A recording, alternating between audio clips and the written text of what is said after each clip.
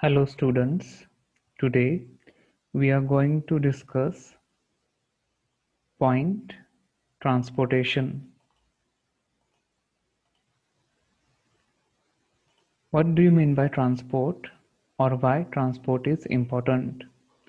Transport plays an important role in nation's economy because we see in economic activities whenever a manufacturer or entrepreneur produces his products.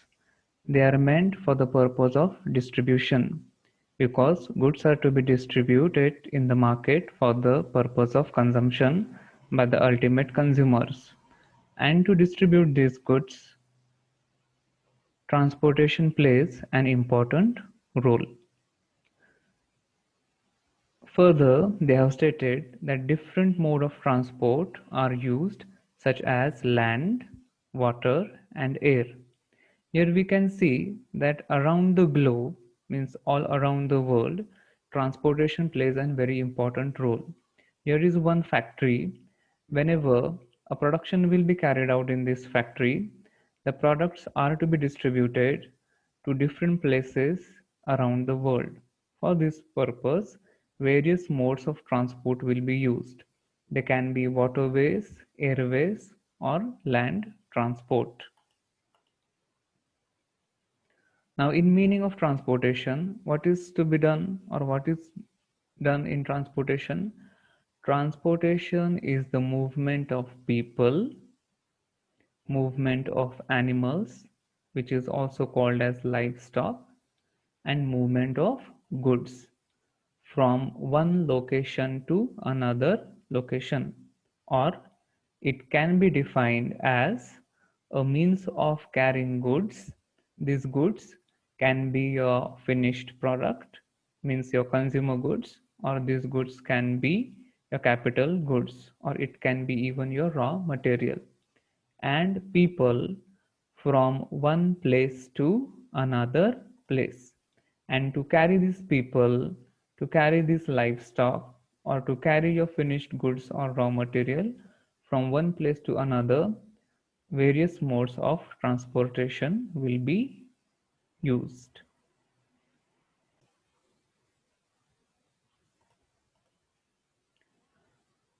To transport goods or passengers, various modes are utilized. As we can see in this image, many a times by ocean or by waterways, cargo ships are utilized.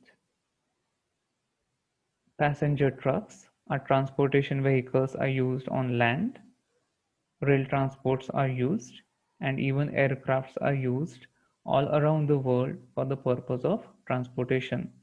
मग पूर्ण जगभरामध्ये ट्रान्सपोर्टेशनसाठी मोठमोठे cargo ships असतील, तुमचे vehicles असतील, trains असतील, rails असतील किंवा एअरक्राफ्ट्स असतील, हे प्रायमरीली यूज केले जातात. फर्स्ट टाइप ऑफ ट्रान्सपोर्ट जो आहे त्याला म्हटलं गेलेलं आहे रोड ट्रान्सपोर्ट. रोड ट्रान्सपोर्टचं काय सांगितलंय की त्याचं कन्स्ट्रक्शन किंवा ते कोणतं मीन्स आहे, it is a means that connect people and places on the surface of the land. लँडच्या सरफेसवरती ज्यावेळेस रोड कन्स्ट्रक्ट करून वेगवेगळ्या व्हेकल्स थ्रू ज्यावेळेस तुम्ही ट्रान्सपोर्टेशन कराल त्याला काय म्हटलं गेलेलं आहे, रोड ट्रान्सपोर्ट. मग याच्यामध्ये तुम्ही कशा कशाचा यूज करू शकतात या ट्रान्सपोर्टेशनमध्ये? बुलक कार्ट्स असतील, सायकल्स असतील, रिक्षॉज असतील, बसेस असतील, कार्स असतील, ट्रान्सपोर्टेशनचे मोठे व्हेकल्स असतील, अशा वेगवेगळ्या मोड्सचा यूज हा तुमचा रोड ट्रान्सपोर्टमध्ये केला जातो. आणि स्पेसिफिकली रोड ट्रान्सपोर्ट जे आहे हे रोड ट्रान्सपोर्टचे जर आपण ॲडव्हान्टेजेस पाहिले तर हे ॲडव्हान्टेजेस पुढील प्रमाणे राहतील. But before moving to the advantages, ही जी इन्फॉर्मेशन दिली ती बघा. In India, ministry of road transport and highways look after development of surface transport throughout the country.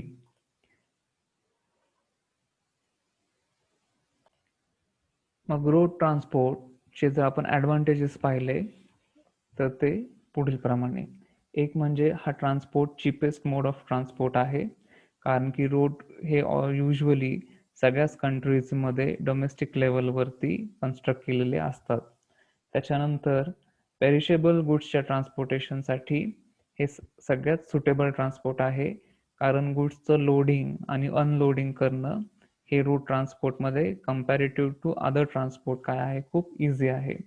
आणि ही एकमेव ट्रान्सपोर्टची अशी एक सर्व्हिस आहे की ज्याच्यामध्ये डोर टू डोर फॅसिलिटी ही प्रोव्हाइड केली जाते.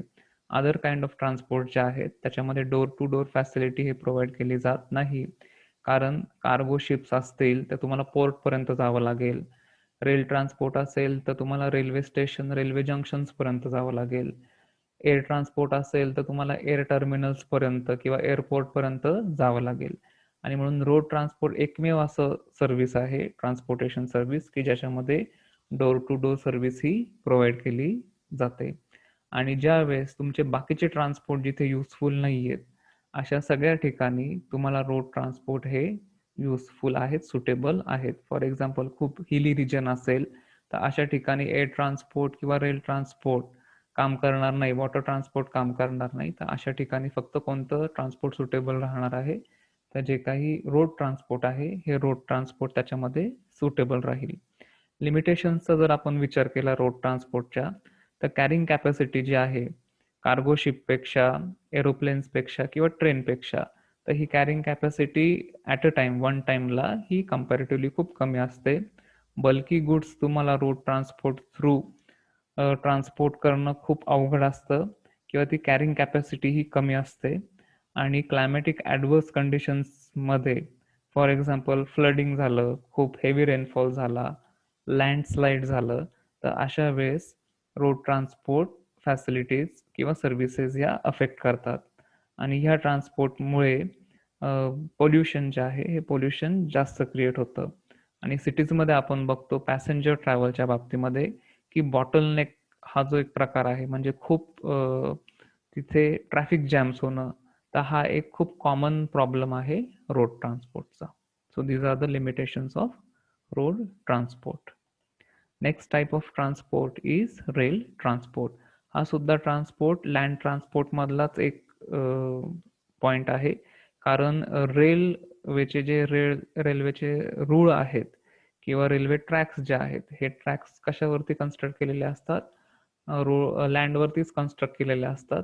आणि म्हणून हा एक लँड ट्रान्सपोर्टचाच एक पार्ट आहे. याच्यामध्ये आपल्याला सगळ्यांना माहिती आहे की ट्रेन हा जो नाव आपण त्याच्यासाठी कॉमनली यूज करतो, तर ट्रेन ट्रान्सपोर्टचा यूज करून रेल्वे रुळांवरून जे ट्रान्सपोर्ट केलं जातं त्याला रेल ट्रान्सपोर्ट म्हणतात. आणि याच्यामध्ये गुड्स आणि पॅसेंजर्स जे आहेत हे रेल लाईन्स थ्रू काय केले जातात, ट्रान्सपोर्ट केले जातात.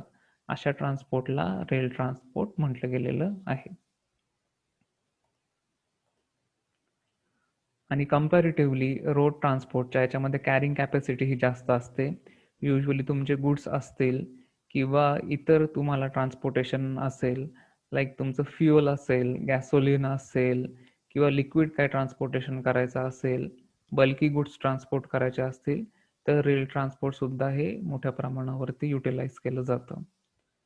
रोड ट्रान्सपोर्टशी जर आपण कंपॅरिझन केलं तर रेल ट्रान्सपोर्टमध्ये स्पीड जो आहे हा कंपॅरेटिव्हली हा खूप हायर असतो आणि त्याच्यामुळे फास्टेस्ट स्पीड जो आहे हा त्याचं एक ॲडव्हान्टेज आहे. It is faster than road transport. आणि कंपॅरेटिव्हली रोड ट्रान्सपोर्टमध्ये जे ॲक्सिडेंटचं प्रमाण आहे तर रेल ट्रान्सपोर्टमध्ये ॲक्सिडेंटचं प्रमाण हे खूप कमी असतं आणि म्हणून सेफ्टी आणि सेक्युरिटी मेजर्स ह्या कंपॅरेटिव्हली खूप हायर असतात. खालच्या इमेजमध्ये आपण पाहतोय की गुड्स अँड पॅसेंजर हे दोन्ही पण काय केले जातात, ट्रान्सपोर्ट केले जातात. की गुड्सचं सुद्धा ट्रान्सपोर्टेशन होतं लार्ज स्केलवरती आणि पॅसेंजरचं सुद्धा ट्रान्सपोर्टेशन जे आहे हे मोठ्या प्रमाणावरती करण्याची कॅपॅसिटी ही रेल ट्रान्सपोर्टची असते. लिमिटेशनचा जर विचार केला आपण रोड ट्रान्सपोर्ट आणि रेल ट्रान्सपोर्टमध्ये, तर लिमिटेशनमध्ये एक जे आहे की शॉर्ट डिस्टन्ससाठी हे सुटेबल नाही आहे, लॉंग डिस्टन्ससाठीच हे सुटेबल आहे. आणि खूप रिमोट एरियाज जे आहेत, खूप हिली रिजन्स जो आहे किंवा जिथे रेल ट्रॅक्स आतापर्यंत कन्स्ट्रक्टच झालेले नाहीयेत, अशा ठिकाणी ह्या फॅसिलिटी अवेलेबल होत नाही.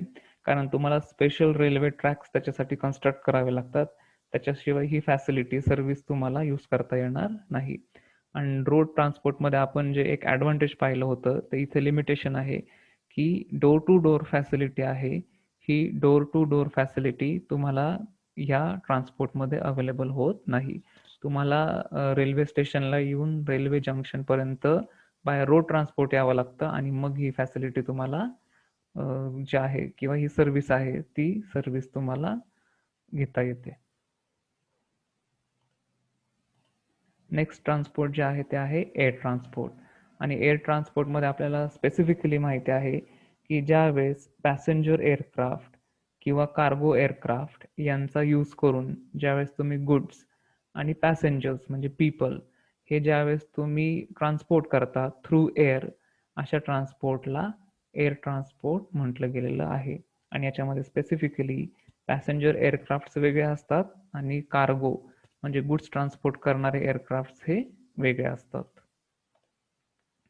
जसं इथे या इमेजमध्ये आपण बघतोय की हे जे काही एअरक्राफ्ट आहे त्या एअरक्राफ्टच्या पाठीमागे हे जे काही गुड्स आहे ते गुड्स लोडिंग करायचं काम चालू असेल किंवा अनलोडिंग करायचं काम चालू असेल.